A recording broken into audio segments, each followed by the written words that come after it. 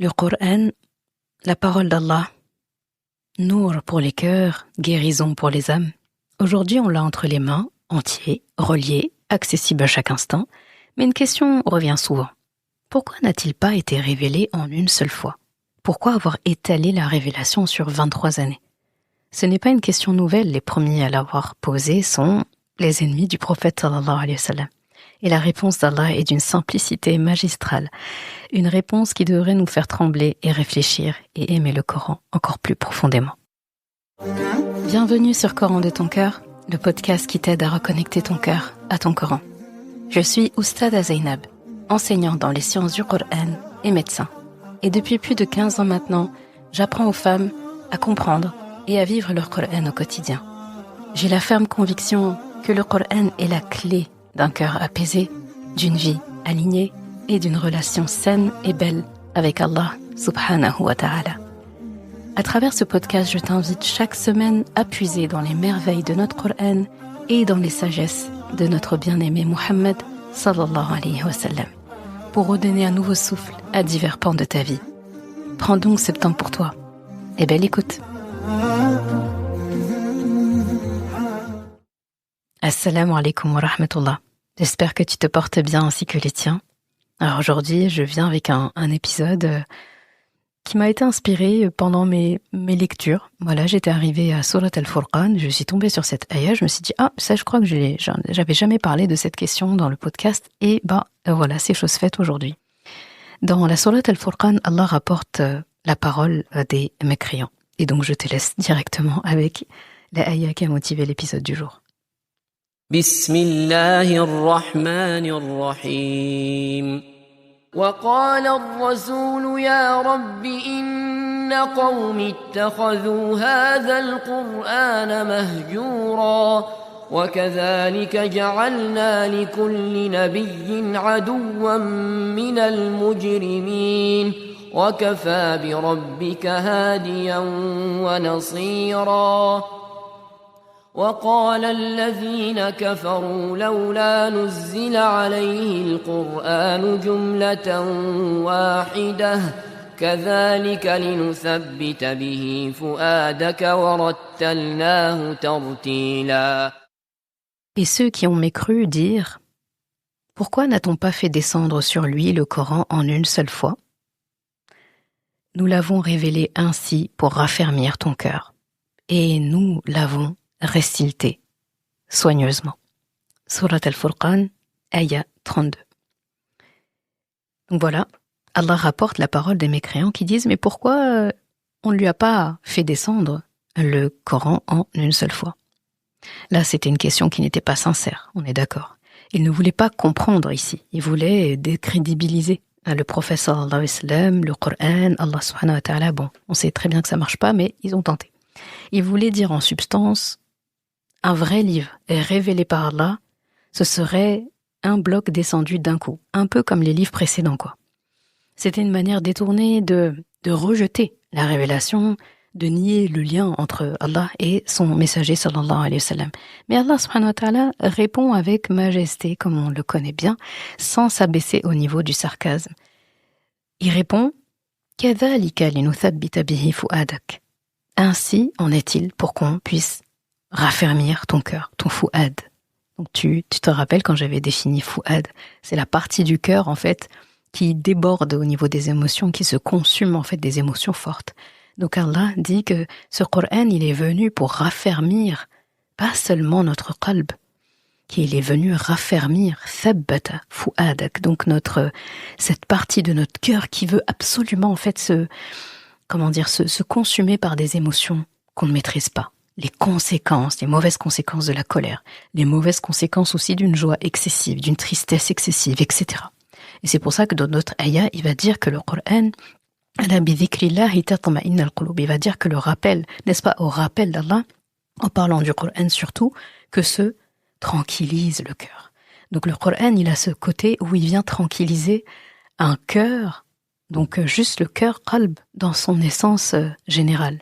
Mais lorsqu'il s'agit du fu'ad, lorsqu'il s'agit de de l'ego, de tout ce qui vient nous tirailler et vient nous faire commettre des excès, là, il parle du Coran pas comme d'un apaisement, mais comme d'un raffermissement. C'est comme si tu fais du sport, par exemple, et tu as un coach sportif qui vient te contenir pour que tu ne portes pas un coup mortel à quelqu'un, ou tu ne débordes pas, en fait, ou tu ne laisses pas tes émotions guider le jeu. C'est un peu ça. Et donc voilà, c'est tout. Il n'y a pas d'argument théologique ici, il n'y a pas de complexité. Allah, il donne une raison. Pourquoi le Coran n'a pas été révélé en une seule fois, disent les mécréants. Et Allah, il répond, كَذَلِكَ لِنُثَبِّتَ بِهِ فُؤَادَكَ وَرَتَّلْنَاهُ تَرْتِيلًا. Il dit, afin qu'on raffermisse ton cœur. Et nous t'avons récité ce Coran clairement, subtilement. Donc, là, la réponse, en plus, Allah répond au prophète, sallallahu alayhi wa sallam, il aurait pu dire, et dis-leur, réponds-leur, afin que... Mais non, c'est eux qui posent la question, et Allah se tourne vers son prophète, il dit, rassure-toi, j'ai révélé ce Coran en plusieurs fois, d'accord, progressivement, sur 23 ans, juste pour... Il a évoqué que cette raison, c'est ça que j'aime dans les réponses d'Allah, il a évoqué que cette raison, afin de raffermir ton fouad, ton cœur. C'est tout, une seule raison, raffermir le cœur de son prophète, sallallahu alayhi wa sallam. Et, encore une fois, il parle de fouad et pas de qalb, donc pas le cœur rationnel, pas le siège des bons raisonnements, mais la partie du cœur qui s'embrase, celle qui brûle quand l'injustice frappe, celle qui brûle quand la douleur déborde, celle qui brûle quand le doute vient s'infiltrer. Allah l'a révélé au rythme de la vie. Il a révélé le Coran au rythme de la vie. 23 ans, c'est une vie, c'est la vie de quelqu'un. Au rythme des combats, des pertes, des joies, des trahisons, des révélations. En fait, chaque ayah tombait comme une pluie précisément à l'endroit où elle devait tomber. Le Coran, c'est un médicament. Un médicament, on ne l'administre pas d'un coup, que je ne pense. Tu ne prends pas 6 mois de traitement en un jour, je crois. Qu'Allah accorde la guérison à tous nos malades. Le Coran est une pédagogie. Et une pédagogie, ça se fait par étapes. Chaque mot, chaque ayah, chaque révélation vient accompagner un moment. Et chaque révélation venait soigner une blessure dans la communauté. Corriger un élan, consoler une âme. Et Allah dit وَرَتَّلْنَاهُ تَرْتِيلًا. Et nous l'avons soigneusement récité. Le mot utilisé ici, tartil, c'est une récitation qui est posée, équilibrée, structurée. Donc c'est-à-dire que rien n'a été laissé au hasard. Il ne s'agissait pas de juste transmettre, juste lire, juste dire. Il s'agissait de fortifier. Pour rappel, thabbit, fortifier, thabata. Donc, il s'agissait de construire une génération qui allait porter ce nour. La lumière, c'est le Coran est aussi défini par nour. Allah lui donne ce surnom-là. C'était de construire une génération qui allait porter ce nour jusqu'à nous. Donc, l'époque du prophète sallallahu alayhi wa sallam, ses compagnons et les femmes des compagnons.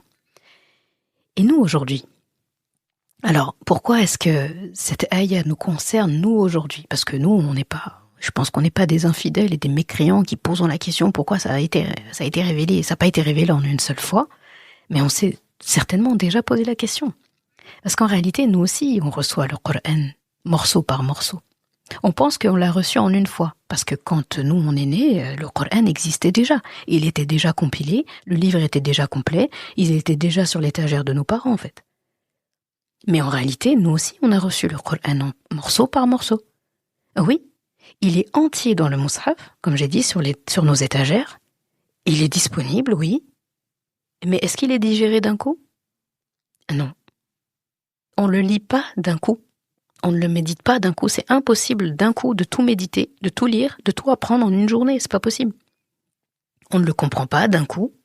Et surtout, on ne l'applique pas d'un coup. Ça, je pense que ça, c'est la plus grande vérité au sujet du Coran. C'est on n'arriverait pas à l'appliquer d'un coup.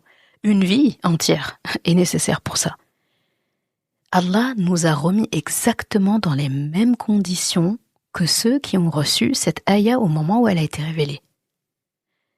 Allah nous a confié un livre, mais ce livre, on le reçoit dans le temps, au fur et à mesure.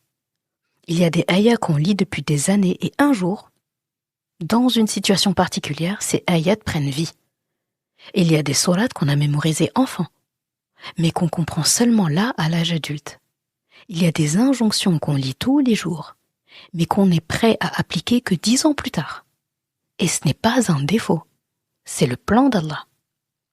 Il veut raffermir nos cœurs, nos fouad, pas juste nous transmettre des textes. Il veut que son Coran nous traverse, nous transforme, nous stabilise, comme il a parlé de raffermissement. Et le Coran, moi j'aime bien dire, c'est un voyage, c'est pas un sprint. On ne devient pas quelqu'un du Coran, parmi les gens du Coran, en une semaine, en une journée, en une année. On devient un al-Qur'an par les tempêtes qu'on traverse avec le Coran. Les compagnons, à l'époque, ils mémorisaient par 10 ayats. Il y a des passages où on dit par 5 ayats. Ils ne passaient pas au suivant, à la tranche suivante, d'accord, aux 10 suivants, avant d'avoir compris et appliqué les 10 premières. Et ils n'étaient pas lents. On ne considérait pas ces compagnons comme lents. Ils respectaient le Coran, en fait. Et toi aussi, tu vas avoir des saisons avec ton Coran. Il y a des moments de mémorisation intense. Là, tu y vas. Il y a des moments, ce sera le vide. Il y a des moments, il y aura des larmes sur une seule ayah. Je sais ce que c'est. Une seule ayah te fait pleurer parce que tu n'arrives pas à la prendre ou tu n'arrives pas à la comprendre. Elle te trigger, quoi. Il y a des ayats comme ça où je suis restée longtemps. C'est pas une question de capacité, de volonté. À ces moments-là, ce que j'ai compris, c'est qu'Allah, il voulait me faire un arrêt, pause. Il y a peut-être quelque chose qu'il faut rectifier ou à comprendre.